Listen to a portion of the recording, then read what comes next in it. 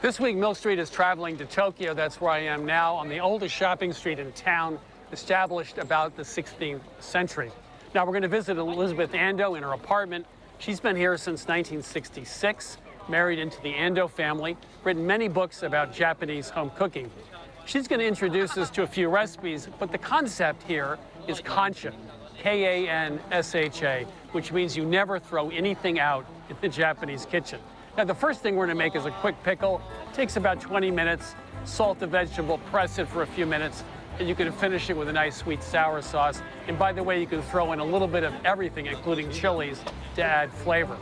Then we're going to do something else, which is to take rice, but we're going to cook the rice in a cooking liquid we use to cook some of the other ingredients. You can use chicken or salmon, mushrooms. Then all of the rice gets cooked with those ingredients at one time, so you get a great meal in a bowl. So that's it. Milk Street goes to Tokyo for two very simple dishes that express the concept of kansha. Funding for this series was provided by the following.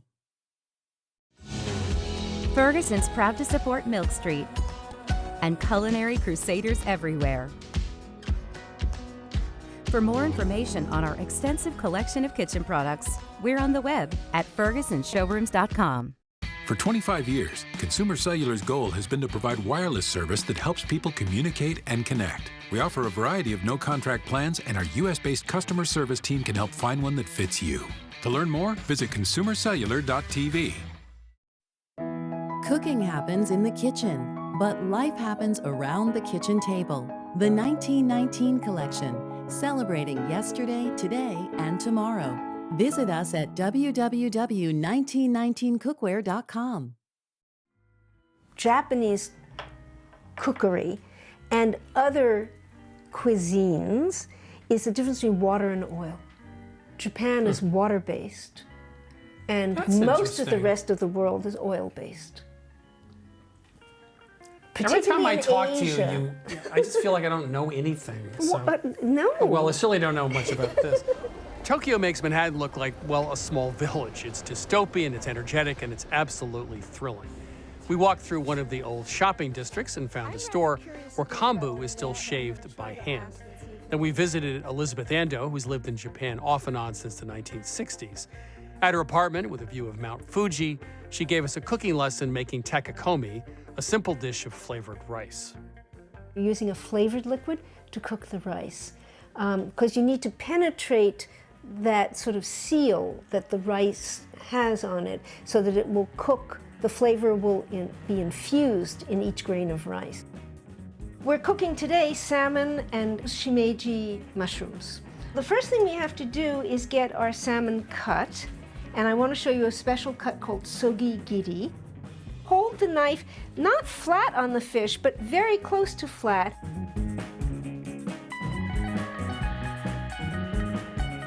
So the marinade here is a combination of sake and soy. It's going to be sitting there for a minimum of 20 minutes. Water as an ingredient is an important ingredient, whether it's for stocks or for cooking purposes, and also the temperature. So we're getting some bubble action, and we're all set and ready to go. We don't want a really hard boil. I don't want them to really cook through. You added soy sauce and sake to the water with the kombu. Right. Is the flavor of the kombu strong enough so that even with the soy sauce and sake, you'll notice it? It's a pleasant enhancement. The difference between using it and not is noticeable. Almost any mushroom would do, but regularly available throughout America that I've seen has been shimeji mushrooms. They are pleasant but not overwhelming. We get a little bit of heat in them and they begin to sort of wilt. Remember I said about the transfer of flavor changing as something was cooling? Lots of people have had the experience of eating a stew the second day and it tastes better. The reason is because it's been cooled down once. The flavor of the liquid gets drawn into the food as it's cooling. So what we're wanting to do is be able to release a little bit of the flavor of the mushrooms into the liquid, and then we're going to let it cool, and we're going to be straining out this liquid, and we're going to be adding it to the rice.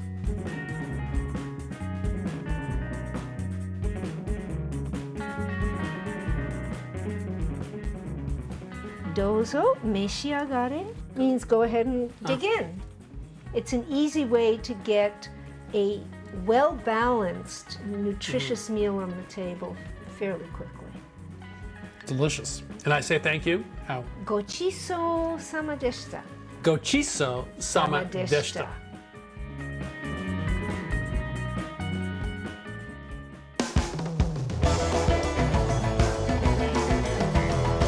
So if you go to Tokyo, like I did not too long ago, and cook with someone like Elizabeth Ando, you learn many, many, many things. She's a real expert. The two things I really learned with this, first of all, you never throw anything away. Everything is used in the kitchen.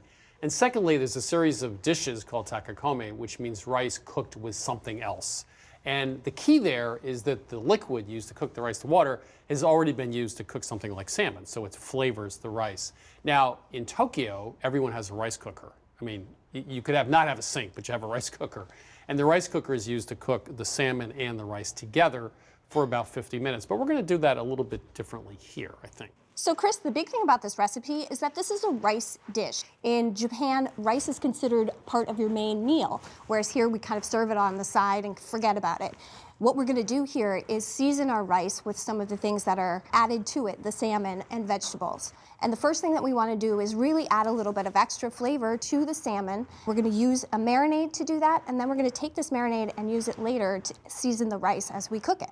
So the first thing I have is a 1/4 cup of soy sauce. We have 3 tablespoons of sake and a tablespoon of mirin. And I'm just gonna whisk these together. So now onto the salmon. This is only 6 ounces of salmon, which I'm sure you're looking at me saying, And we're going to feed 12? how can we possibly Very serve all of parsimonious us? of you. Yes. I'm just gonna remind you this is a rice dish. We're really just using the salmon here to season our rice. So we're gonna slice this very, very thin. So you wanna make sure you have a very sharp knife. Give it a couple of runs over a knife sharpener before you start. And again, these are really thin slices that we're doing on an angle. So while you're doing all the work, I'll talk some more usual. about sake, per usual. It's made from fermented rice, of course. Fresher is, in fact, better. And it should be served slightly chilled. The idea of warm or hot sake sometimes is good in the winter, but if you have a high-quality sake, you always serve it chilled. So think about it like a wine and use a little bit of this wine for your recipe. So Chris, I've sliced all of the salmon. It's really thin. I'm gonna now add this to the marinade that we made. And I'm just gonna cover this and put it in the refrigerator for 20 minutes. You can leave it in there up to an hour. Okay.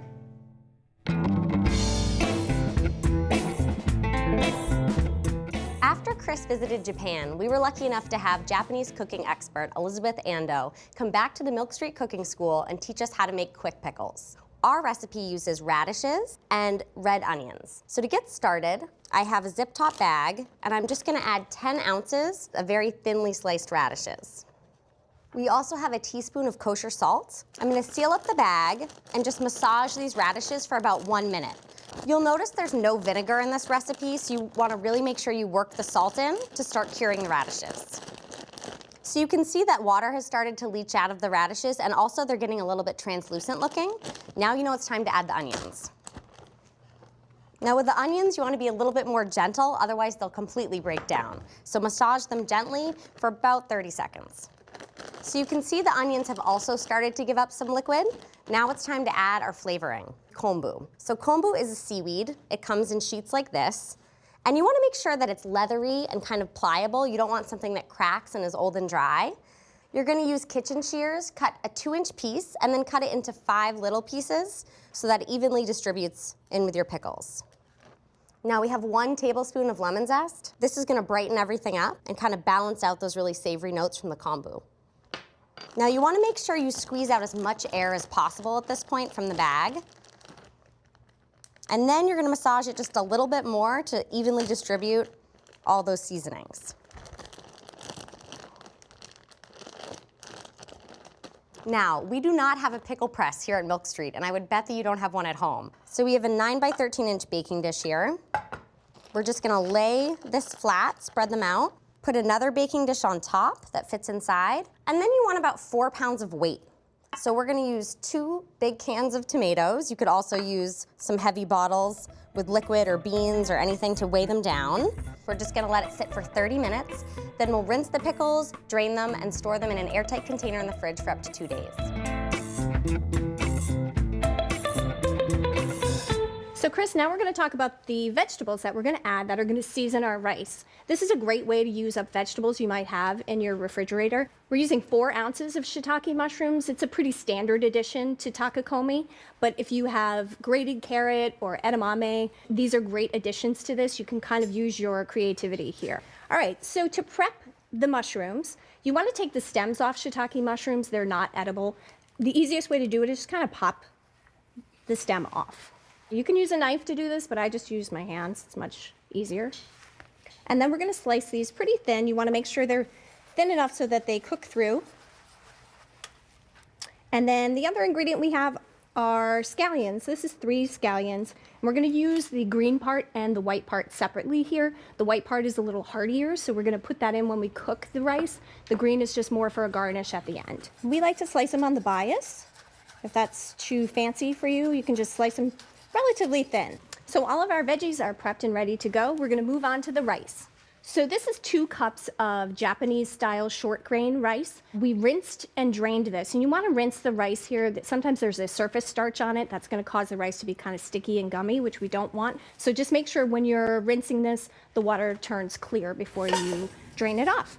So to that, I'm gonna add 1 3/4 cups of water. Okay. A teaspoon of salt. Remember that salmon marinade we made earlier?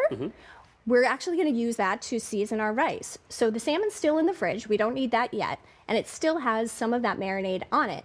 But the remaining liquid we're going to add here to the rice to flavor it. Okay. So using it in a couple of different ways. And again, there's no waste here. So it's about 1 part rice to 1 part liquid, something like that. Something Okay. like that. So now we're going to add the vegetables. And these 2 vegetables are really going to season the broth that we're making in here to cook the rice. Okay. And I'm gonna cover this and put it over high heat and bring it to a boil. It's really important here that you not take the lid off. The steam is what's gonna cook the rice. So if you don't have a tight fitting lid on your pot, this is probably not the recipe. Don't make for this you. recipe. It's gonna steam up. So how are you gonna know when the water is boiling if you can't look in and see? That was going to be my next question, I Lynn. figured it would be. So you really want to use your senses here to know when the water is boiling. You'll start to hear some hissing and bubbling in the pot. You'll see sometimes there are starchy bubbles that are going to form on the exterior here. Those are the ways you can know how the water is boiling without having to lift that lid. Because again, if you lift the lid, you're going to release all of that steam and the rice won't cook properly. So look for sputter, clang, and foam. I mean, just to boil it right down. You say it so nicely. So I'm going to reduce the heat to low and let that cook for 5 minutes. After the 5 minutes, we're going to take it off the heat and let it stand for 10 minutes. And the important thing here is, again, don't take the lid off the pot. Got it. I heard. Are you sure? Well, the reason you say it to me is I'm like a 9-year-old and I can't know you're help gonna try. but look inside the pot. I know, but please try. I'll try. Okay. Now it's the moment you've been waiting for. Can I take the top off now? Yes. Okay, here we go. Yay! All right, so now we need to cook our salmon. So this has been sitting in the refrigerator with that marinade on it, so it's got a lot of nice flavor. And now we're gonna take this salmon and layer it on the top of the rice. And you wanna make sure you do this in an even layer. You don't want any of the fish to be overlapping, otherwise it won't cook properly. So I noticed when you were cutting this, it was very exact at a 45-degree angle. We're really only gonna cook this for a short period of time. It just needs to be thin enough so that it will Got it. cook through in the amount of time we have. The reason why we don't add the salmon sooner is because it would be overcooked by the time the rice had been cooked. And there's not enough heat in here right now to cook the salmon through. So we're gonna turn it on just for a minute over medium-high heat. And that's a pretty high heat, but it's gonna give us a blast of heat in the pot That's going to allow just the edges to turn opaque, and then we're going to take it off the heat and just let it sit for a minute or two, and the residual heat that's in the pot will finish cooking the salmon all the way through. So Chris, the rice and the salmon have been sitting for about a minute or two, and you can see that the salmon is fully cooked through, it's opaque throughout, and I'm just going to use a spatula and go around the edges because it does get some browning on the edges, and loosen it from the pot. And then we're just going to toss it and flake the salmon as we do that. So you were concerned at the beginning of this recipe that there would not be enough salmon for you. Insufficient protein, yes. You'll see as I start to flake up the salmon, you'll end up getting some salmon in each bite. Speaking of bites, I think I'm ready to eat. Would you mind Yes. grabbing those bowls for us?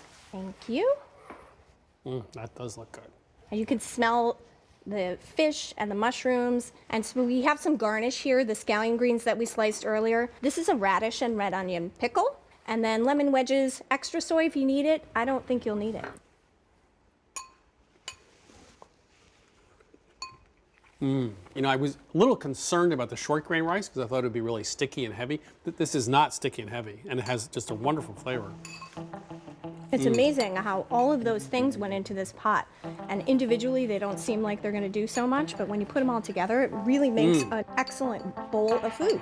So you can tell I really like this. The Japanese rice with salmon and shiitake mushrooms. I think it's a must for my next Tuesday night supper.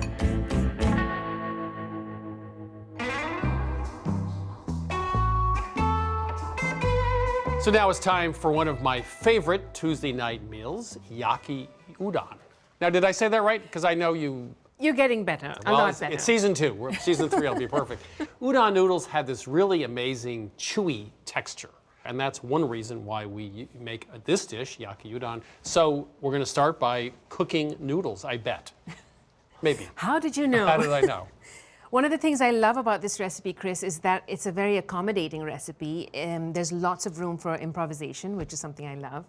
People have used anything from pork and cabbage to mushrooms and shrimp. What we loved about udon noodles, as you said, is the chew, which often comes from fresh udon noodles. However, those are harder to find. So we've adapted this recipe to use dried udon noodles, but using an Italian technique, we're going to get to that really lovely chew. Okay. So I have 4 quarts of water that's boiling here. And I'm going to add to this our dried udon noodles. I have 12 ounces. And I'm going to give them a quick stir.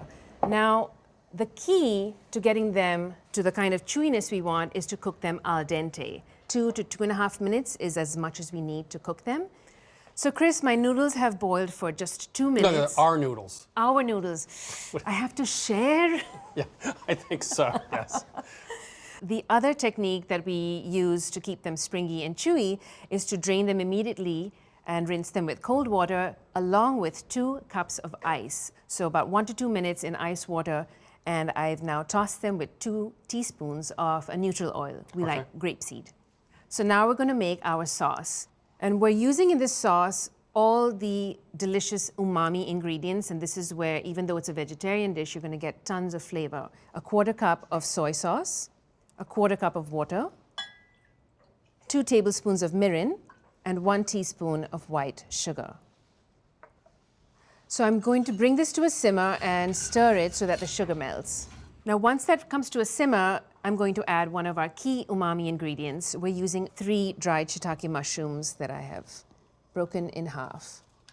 Now, they're going to float, so I'm going to push them under the surface of the liquid. So these are going to take about 20 to 30 minutes to soften up. I'm going to turn off the heat, cover them, and let them sit. So Chris, our dried mushrooms have now soaked in the lovely sauce that we made. I'm going to chop these, but first I'm going to squeeze all the sauce out of them. So Chris, while I'm doing that, if you could heat the pan on medium-high and get 1 tablespoon of oil in there. You know, it's good to dice those up because, you know, the whole shiitake, once they're rehydrated, the dried ones, they are kind of chewy. You know, they have a sort of odd texture. I think they act like bacon. For me, they're like a pancetta or a bacon substitute. Was that a joke? Really? I mean, bacon is the same thing as rehydrated shiitakes? I don't think so. You'd be surprised. It's not the same, but No, they're it's close. not the same. I know, this is blasphemy for all bacon-eating people. Yeah, just go down to the corner here and get an egg shiitake breakfast sandwich. So I'm going to transfer these to a medium bowl. So the key point in this recipe, because it's essentially a stir fry, Chris, is that we have all our ingredients prepped and ready to go, because it's going to move very fast. So we have 1 tablespoon of neutral oil. I'm going to add in there 8 ounces of fresh shiitake mushrooms. They've been halved and sliced thinly. And I'm going to cook these for about 3 minutes until they're lightly browned and slightly shrunken. So you just slice these on the bias, or how did you cut them? So for these, we take out the stems, and then any large ones we halve, and then we slice it thinly. Okay. So these are starting to get some nice brown color. And our next ingredient is 1 medium onion that's been halved and thinly sliced. And I'm going to drizzle that with another tablespoon of grapeseed oil. This is going to cook for another 3 minutes till the onions are softened, but we don't want to brown them. I'm going to now add 2 cloves of garlic that have been finely minced. Okay. And that's just going to cook for 30 seconds, just till they're fragrant. They're fragrant. The nose is still working.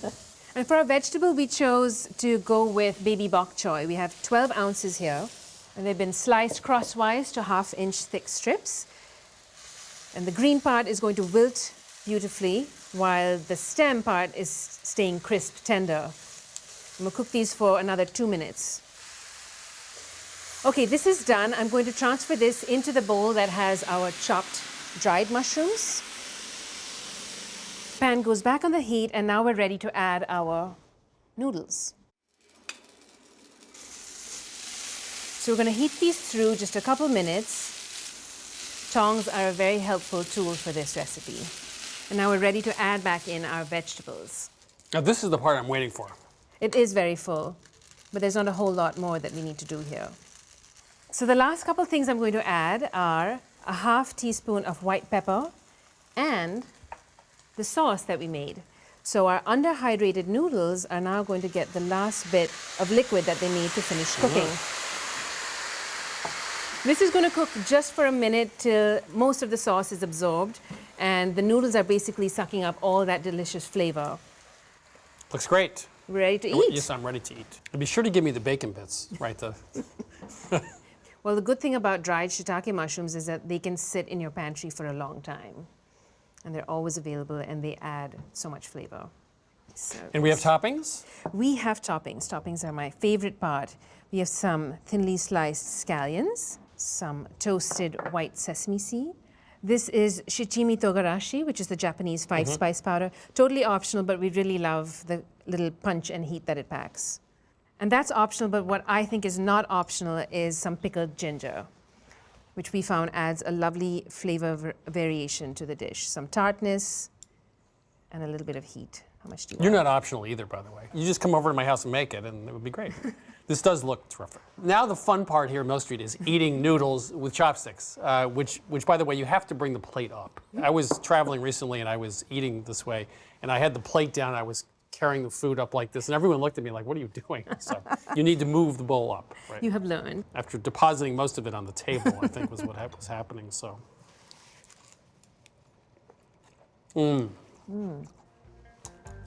Delicious. Oh, that is good. And I love the texture of the noodles. They're just right at this point. So this is a Tuesday night dinner that has everything, which is what we aspire to for Tuesday nights. It's got the texture of the noodles, a little chewy. It has the bok choy, which is crisp. It has the flavor of the ginger, the bacon bits, of course, the dried shiitake, whatever you want to call them. So it's got heat, it's got fresh, it's got crunch, it's got smooth, it's got chewy. And that's what we love for a Tuesday night supper. So by the way, if you'd like this recipe, all the recipes from this season of Mill Street, go to millstreettv.com. And you could make this on Wednesday night too, if you wanted. Funding for this series was provided by the following. Ferguson's proud to support Milk Street and culinary crusaders everywhere. For more information on our extensive collection of kitchen products, we're on the web at fergusonshowrooms.com. For 25 years, Consumer Cellular has been offering no-contract wireless plans designed to help people do more of what they like. Our U.S.-based customer service team can help find a plan that fits you. To learn more, visit consumercellular.tv. Cooking happens in the kitchen, but life happens around the kitchen table. The 1919 collection, celebrating yesterday, today, and tomorrow. Visit us at www.1919cookware.com.